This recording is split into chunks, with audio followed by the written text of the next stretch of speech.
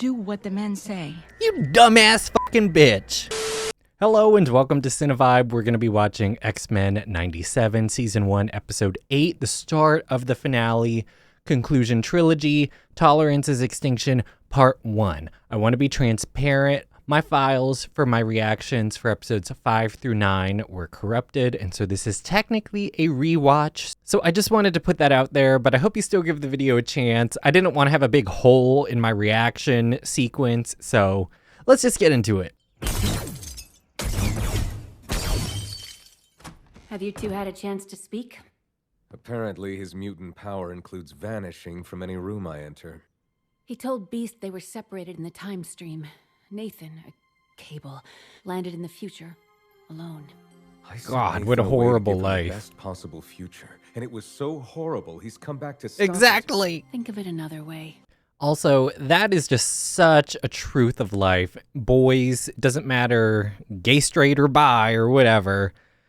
I mean, target shooting is just so fun. No matter how old you get, you'll never outgrow it. His name is Bastion.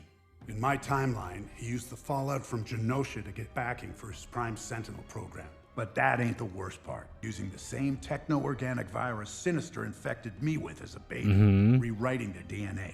See, all the parts are coming back together. Prime Sentinels would be living weapons capable of reproducing. Xavier's dream came true. Oh, that's one of Magneto's kids, right? And is that Hope Summers? As its backbone. Why the heck? With just a little tiny bit of the Phoenix inside of her. Daddy's own. Oh, Logan. I've tried it all, over and over. It's not the time for sass. Each time we attempt to stop the attack on Genosha, we are temporally pulled away from the event. The mystics of Camartage speak of absolute points. Events that occur across all timelines. A canon event or a Nexus event or whatever the hell it's called. You're why Madeline was happy when she died. Oh. I know that's terrible, but at the same time, what a gift. Like, most people, I feel, don't actually leave this world in a moment of, like, pure joy. We need to make sure he doesn't do the same to anyone else. A couple centuries late in the overprotective dad bit, huh? Both of you, stop it! Look. He's trying now, though. Emperor, Professor Charles Xavier. God damn it, Charles. The might and glory of the Imperium. Professor Xavier may bring an alien army to Earth's doorstep, and who's going to suffer? These types of New York penthouses go for like $100 million. So this is like crazy wealth. Make it 15. Checks with sloppy signatures still cash. Somebody needs to help those poor souls. The X-Men certainly aren't. We were trying to keep you See, people this from coming bitch after the professor again. just keeps going downhill. Plus, who drinks this early in the morning? That a few bad apples spoil the whole bunch. Okay, he's like... It's like, miss me with all this shit, Mom. Miss Gray? Yes. Now, granted, she could have just turned off his card probably, but maybe his card was like authorized by his father and whatever, or maybe she's just too lazy and she's like, oh, whatever. I should have reached out to her. With the psychic connection we shared, it's as if Madeline's memories are my own. See, this is very sweet and complicated, but in fairness, the last thing she was doing was psychically fucking your husband, so maybe that's why you didn't reach out. And then I remember holding him for the first time. Knowing human or mutant. He's perfect. But it's all a lie. Does it matter if you heard his first cries? If you remember how it felt to hear them? Blood is blood. Family is a choice. Exactly. See, this is what I'm talking about. Nightcrawler is exactly everything Charles wishes he could be, as far as actually delivering uplifting monologues. I'm uploading the coordinates for you now. That's where you'll find Bastion. Make it fast, McCoy. The villagers got their hands on Of pitchforks course. and torches. Oh my god, one of the signs. That actually happens in real life. Evolution is a lie! Bastion's very own Dr. Mengele. Oh, Magneto. What's so funny? I knew Mengele. Pig pens brimming with mutant test subjects. That's my God, Mr. Sinister just gives pervert vibes, which is a testament to how well the voice actor's doing. This also felt like a big misdirect. The focus on his Holocaust experience. I didn't know. Val I swear. begging for forgiveness. For everything. Forgive me. If looks could kill. Oh no. See, this drove me crazy too. Where are the security protocols? Like in a world of shapeshifters and shit. Why would you just bring her down to the lab? We shall know momentarily. This address doesn't look like any Sentinel facility I've seen. God, I just love her power of sensing psychic hauntings. This is no Sentinel facility. This is Bastion's childhood home. He grew up here. The Stark Expo. He had cute, but apparently racist parents. You there, the big one. Help an old woman up. It's like horror movies don't even exist in this universe, except we saw Jubilee and Roberta watching one. Guess we play along. Why, Cable? Why? See, this is what happens. Like, you're obviously in some sort of demon house, and you're like, oh, I guess we have to succumb to our empathy and compassion. I see a child who could hear things, not thoughts, machines. And the boy's father, a school janitor, being infected by something from the future. Nimrod. God. Creating something new. Parts, past, present, and future. Creating a racist techno-mutant. Will I ever be normal? You are normal. You're my son. See, they're making her look loving, but I think that there's like an underlying threat, because if you're not normal, then you'll burn in hell. Mutated, evolved, born. Because when your skin's not in the game, apathy's your answer. Do not mistake Doom's collusion as indifference to The cameos. The Next cameos. time I'll send memos. We also request Dr. Cooper's statement. I don't know who the hell that those is. memos go out. Nifty. I'll even throw in a tour. Genosha's not genocide. It's time management. That is a crazy In thing to 100 say. years, mutants outnumber humans 10 to 1.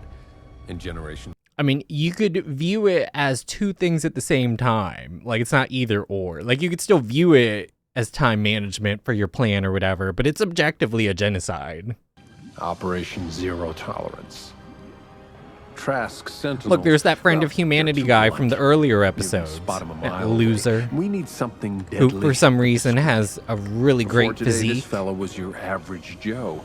I wouldn't, yeah, see, that's the thing, though. I wouldn't call him an average Joe, because it's like, average Joe has a body. He's still trash, though. 10 men. What's a taxi driver supposed to do when a teleporter gets you there in a blink? See, but this is something to keep in mind, what he's talking about. But I invite them to be relevant again. Do these people His even plan know starts what you're doing to out them? very surface level about how this is for humanity's benefit, but it becomes clear that the hatred and the mission is very personal as this trilogy progresses. We'll get there. Remember, this is a rewatch reaction. You said you were building a new Sentinel, not weaponizing civilians. You sound like a dinosaur that's fucked fretting the up. fate of an Fucked asteroid up. before impact. I'm more concerned you're the asteroid, Bastion. Oh my god, not rewatching that foreshadowing. Oh my god. Do you have children? It'll was a make hard sense pregnancy, if you haven't seen it Sebastian. yet. It'll make sense. Really lost him. I'm worried you're the It's asteroid. important to cherish every second with your child. Here, let me show you his best one. Painted it when he was 16. See, as soon as they saw this, they should have been like, we need to go now. Called it. Like all good art. Oh.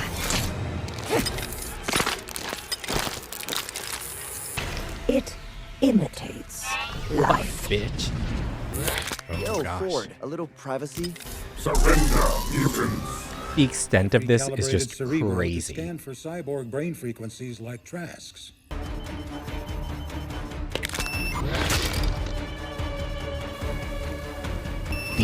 What have you done? I am a believer that the Cerebro signal activated all of them at the same time. Oh, my stars and garters. We must warn the team. Don't. Got the strength. You'll spoil his surprise. Heartbreaking, realizing you're no longer Mother Nature's favorite. All those years telling us to face the future. Your future. Oh, God. What a first date. Surrender, mutants. I gotta talk to Hank about his taste in women. This edit was smooth. I mean, look at that transition. And good on you, Gene. Look at that crater. Yeah, this is some Dawn of the Dead shit. Hometown into Nathan, Gene, run! But see, this is where the I was talking about this in the reaction to episode 7, very Buffy-esque.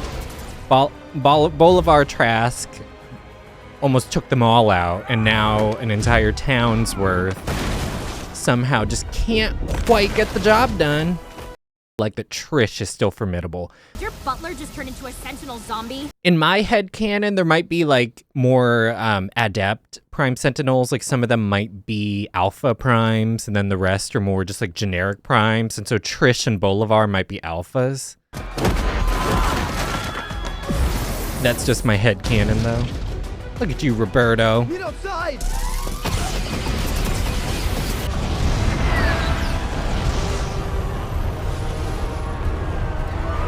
Yeah. Even the anti-mutant people were like, what the fuck?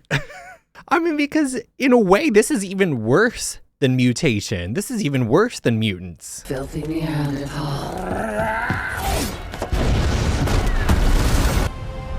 Oh, he was ready to end Trish. Oh. So crazy.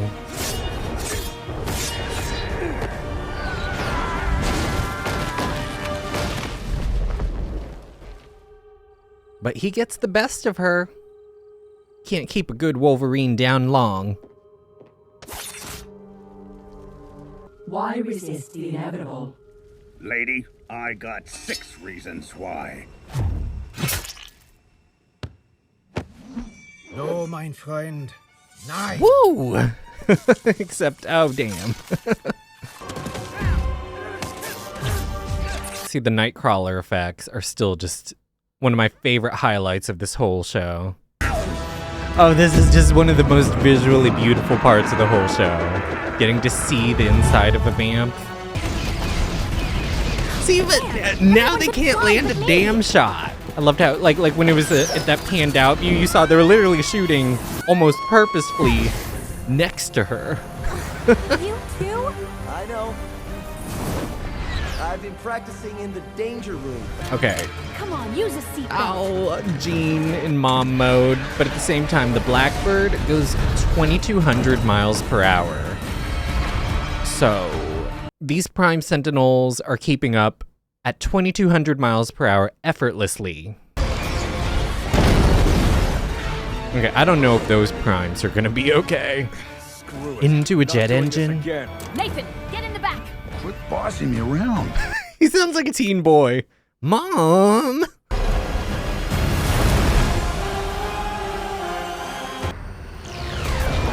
See, but now they're choosing to go 80 miles per hour instead of 2,200 miles per hour. It's just one of those things. Like, I love this show, but you just have to not think about that. See, I love how even though the Primes have a way to deflect Cyclops' blast, it never stops being obvious just how powerful it is. Like, blasted through a mountain. T-pose from Jean, the matriarch energy.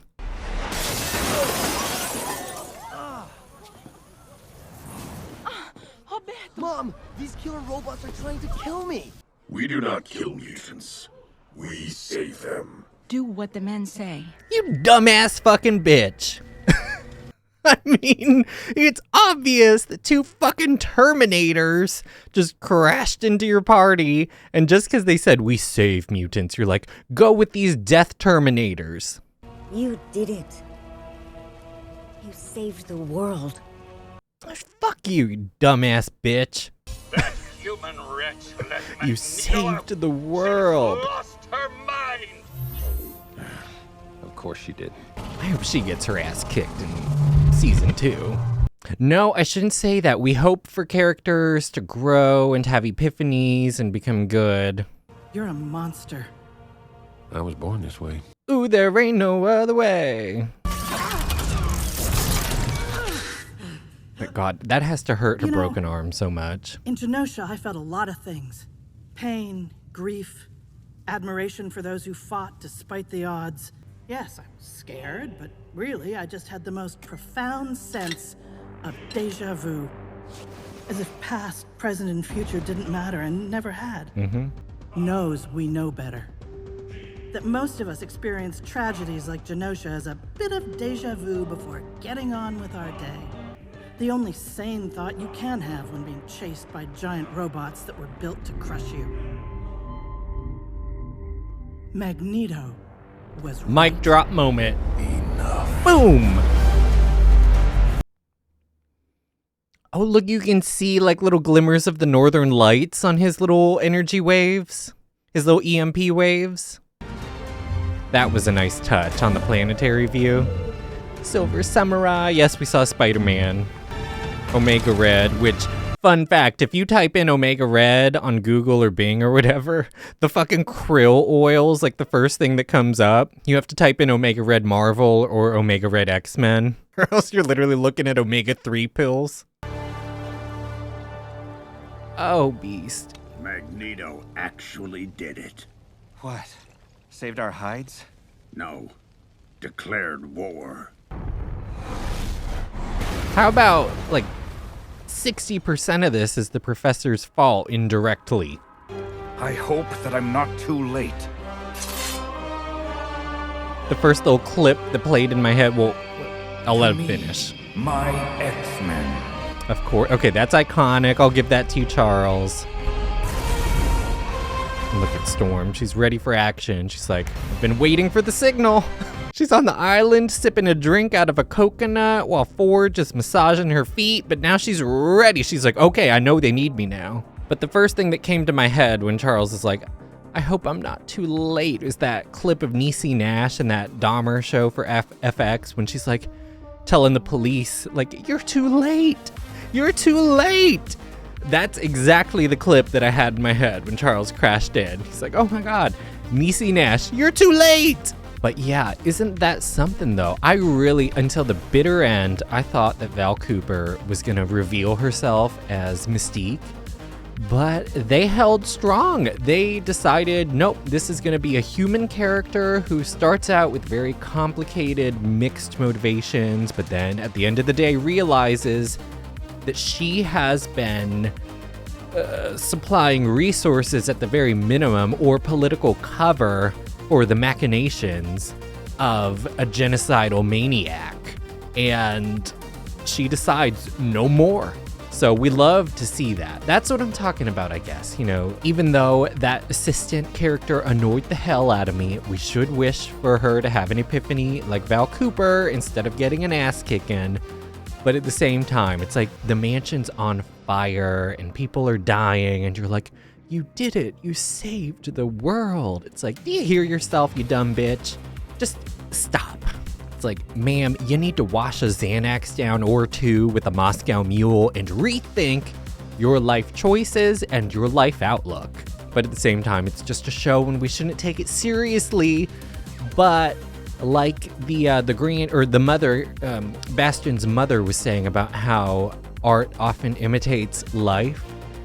In the same sense, this is like a much more extreme version, but this show in a way is art imitating life, mirroring the attitudes on an extreme level of how many people actually feel about marginalized communities. I don't want to get too political, but the X-Men are political in the very identity, the very fabric of the DNA of the IP on a conceptual level. So it is hard to separate to a certain extent, but that's just what I'm saying. Like, even on, you know, like the extreme conservative side, there might only be a small handful that ever actually are willing to attack a school or attack, you know, a bar that services gay clientele.